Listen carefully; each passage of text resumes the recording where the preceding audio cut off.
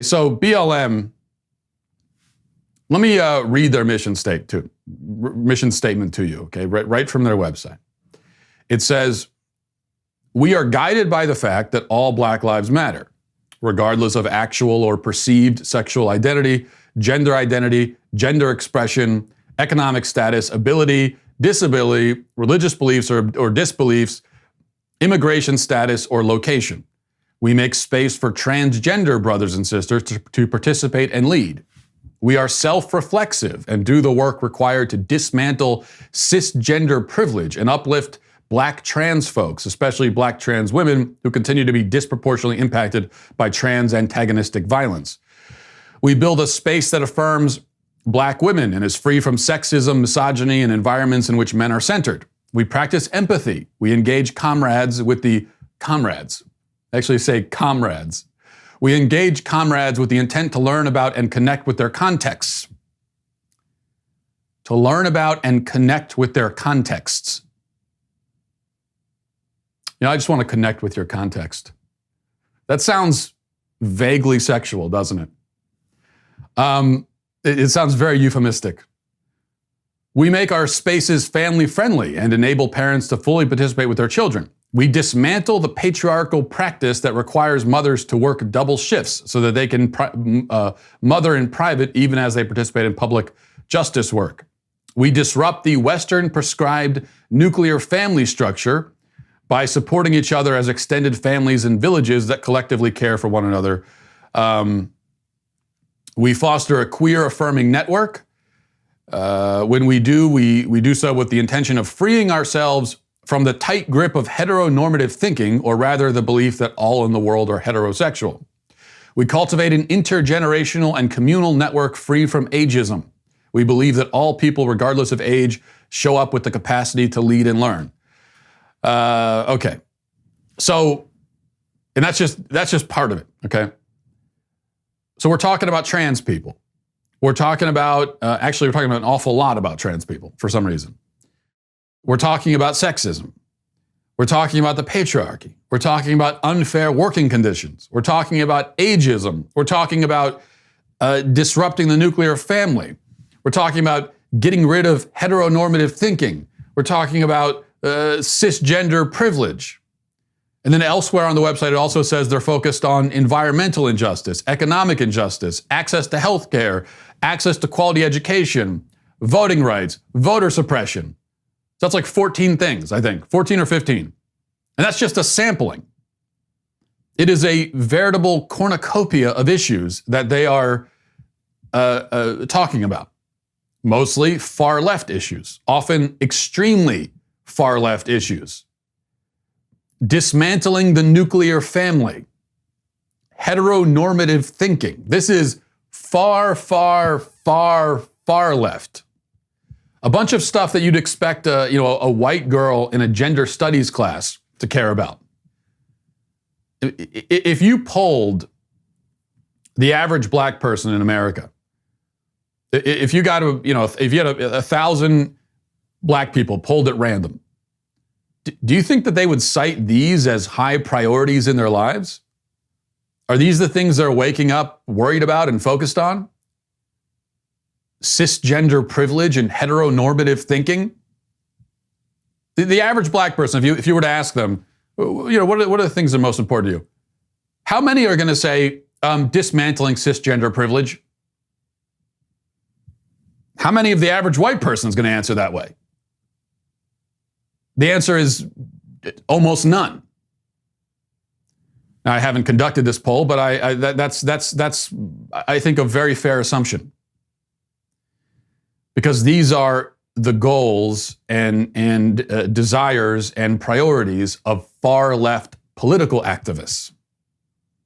And yet, amid all of these issues, despite the extremely wide lens that BLM is using here, they can't make room anywhere on the website to even mention the problem of Black children being slaughtered in the street by criminals. They've got time to talk about cisgender privilege. Somehow, cisgender privilege is a bigger affront to Black lives and to the dignity of black life than black children being killed in the street in carjackings. They have no space for that. They have no space for the thousands of other black people who are killed every year. They don't mention it. It doesn't come up anywhere, ever. The sad fact of the matter is that Black Lives Matter is a very necessary message because black lives are indeed devalued and discarded on a routine basis in this country.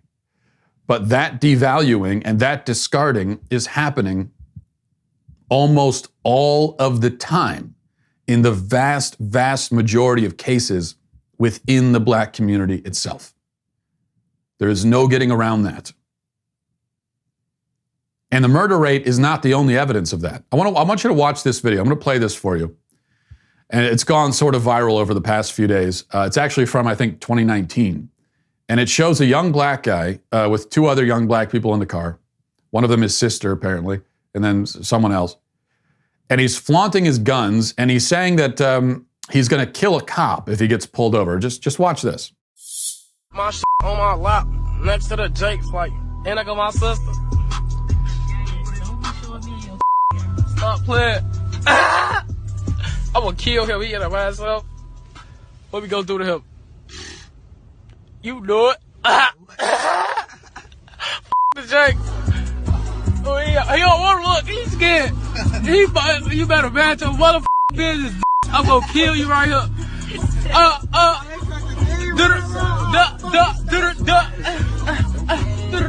Okay, now think about what you just saw there. That is a young guy who is apparently totally willing to throw his own life away for no reason. He's, according to his own words, he is prepared to die for no reason. He's ready to shoot at a cop, instigate a fatal encounter. Best case scenario, go to jail for the rest of his life. For no reason. Just, why not? No reason other than bravado and acting out the stuff that he hears in songs like the one that's playing in the background during the video. Black Lives Matter, yeah, they do, but tell him that. He doesn't know that guy. And I'm sure he would shout the slogan, but he doesn't even think his own life matters. His own life. This is a self-imposed devaluing of his own life that he is doing. He's willing to die just because. Just to impress some people on Instagram or Facebook, or wherever that video was streaming. This is the same attitude that Rayshard Brooks had. He instigated a fatal encounter with cops for just why? Because he didn't want to go to jail for because he was going to go to jail for a DUI. Okay, well now best case scenario, you've just gone from you're getting a DUI charge to about 7 other felony charges. That's best case scenario if you survive, which he didn't. That's Rayshard Brooks, who did not think his own life mattered. Certainly not enough to take basic steps to preserve his own life. And this is the attitude that cops in the city run up against all the time.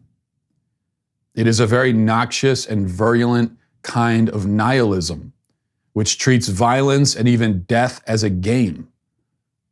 And this is what cops are confronting in the inner cities across the country.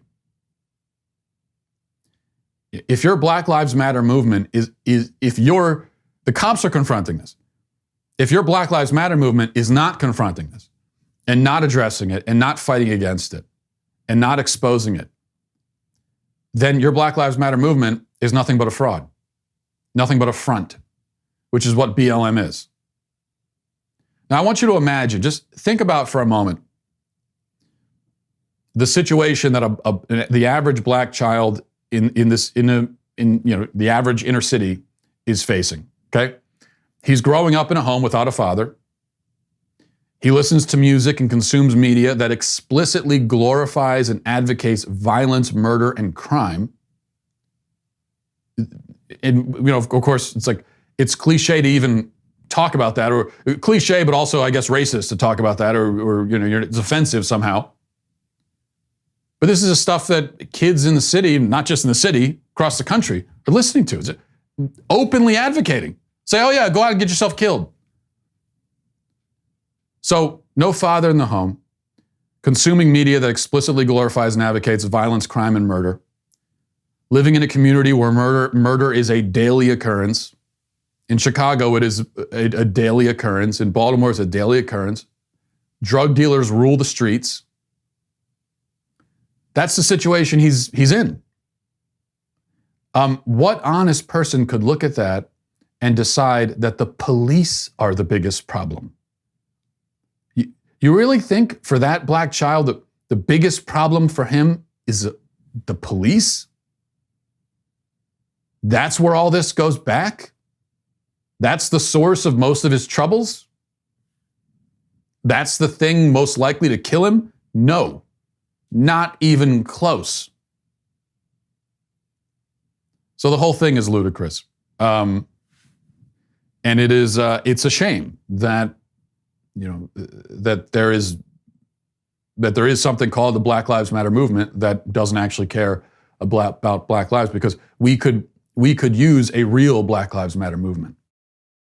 This video is sponsored by BlinkSale, the revolutionary invoicing software for contractors and small businesses. Spend less time billing and more time making bank with BlinkSale. Get a free trial at the link in the video description.